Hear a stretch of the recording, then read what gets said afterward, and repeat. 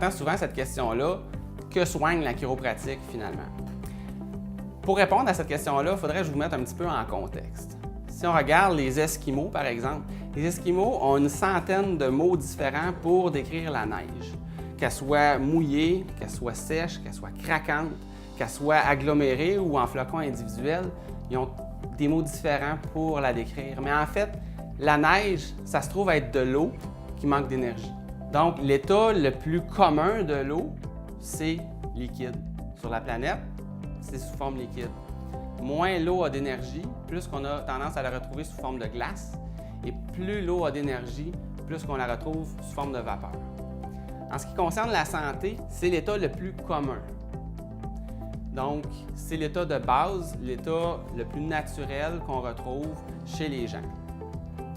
Et à ce moment-là, quand on parle de malaise ou de maladie, c'est quand il y a moins d'énergie qui s'exprime dans le corps. Et puis, quand il y a plus d'énergie qui s'exprime dans le corps, là, c'est le bien-être et la plénitude. Okay? Fait que le parallèle est là. Donc, quand la maladie se présente, on pourrait, en bon esquimau, essayer de lui donner toutes sortes de noms, essayer de lui donner toutes sortes de diagnostics, mais en fait, qu'est-ce que c'est?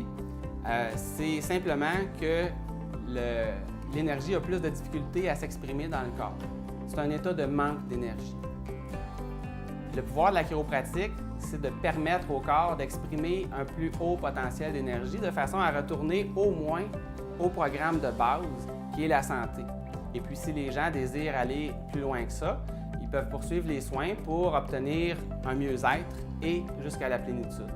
Donc les soins chiropratiques ne sont pas orientés pour régler un bobo en fait, mais c'est vraiment plus de prendre soin de la personne pour lui permettre de régler elle-même ses malaises et ses maladies.